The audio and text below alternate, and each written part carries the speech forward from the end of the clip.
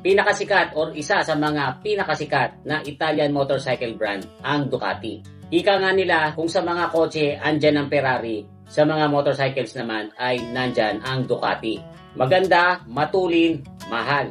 Kaya pagka Ducati ang motor mo, siguradong lilingunin ka sa daan. Pero alam nyo ba guys na itong Ducati, bago po yan naging sikat na motorcycle brand, ay iba po ang kanilang business. Actually, malayo nga po sa mundo ng motorcycles ang Ducati noon. 1926 po, nung itatag ni Antonio Cavalieri Ducati at ng kanyang tatlong anak na sina Adriano, Bruno at Marcello, ang Società Scientifica Radio Brevetti Ducati. At ang kumpanya na itinatag nila ay gumagawa ng mga electronic at radio-related products. Kaso guys, noong 1944, kasagsagan po niya ng World War II, yung kanilang factory sa Panigale, Italy, ay nawasak po yan ng gusto dahil binomba po yan ng mga Allied Forces. Pero hindi po dyan nagtapos yung factory ng Ducati. Nag-transform lang po ito kasi after po ng World War II, nakita nila yung pangangailangan ng mga Italiano para sa mumurahing mode of transportation. Dahil katatapos lang po ng gera noon, marami ang hindi maka-afford bumili ng kotse. At noong mga panahon na yon ay mahal din sobra ang gasolina. Diyan po naisipan ng Ducati na pasukin ang motorcycle business. Ang unang produkto po nila ay ang Cucciolo. Italian word po yan para sa papi.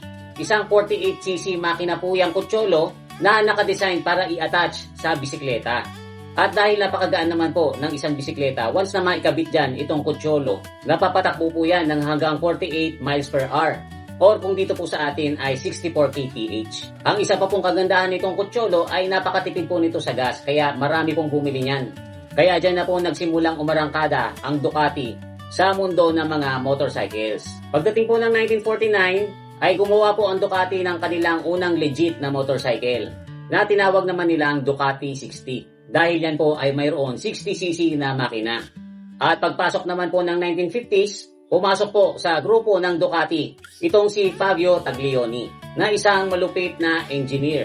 Siya po ang nag-design ng makina ng Ducati na gumagamit ng desmodromic valve system. Ang kaibahan po nitong desmodromic, kung ikukumpara dun sa mga conventional na makina, ay hindi po ito gumagamit ng springs para sumara yung mga valves. Ang style po nito ay gumagamit ng isa pang extra rocker arm. Bali yung isang rocker arm ay tagabukas ng valve, tapos yung isa namang rocker arm ang tagasara. Kaya na-eliminate na dyan yung paggamit ng spring. Ang kagandahan ng ganitong design ay mas precise po ang timing nito, kaya nagre-result sa mas mataas na rev.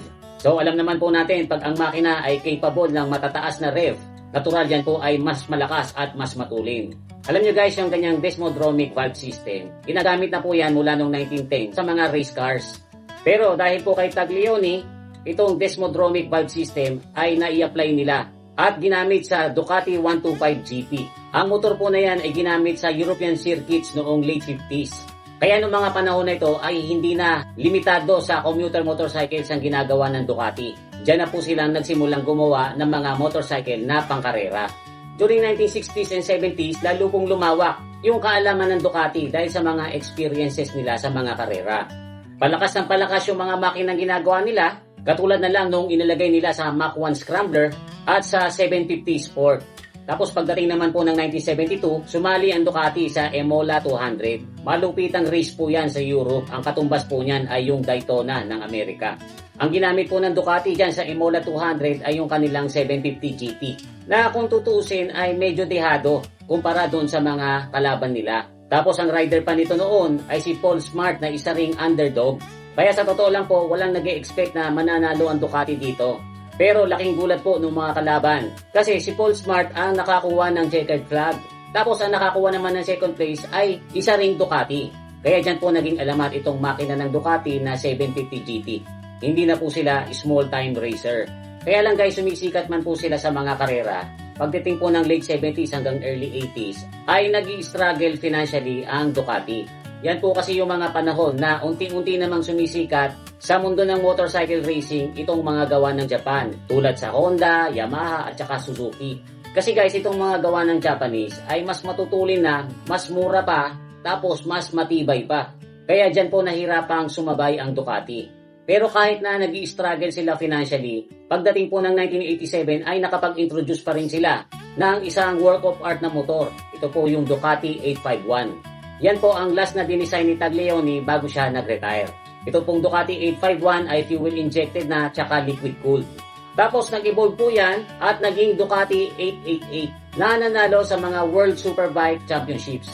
Kaya lang, although nananalo po sila sa racing, ay nag-i-struggle pa rin para makasurvive ang Ducati. Kaya pagdating po ng 1996, dyan na po pumasok ang TPG or Texas Pacific Group.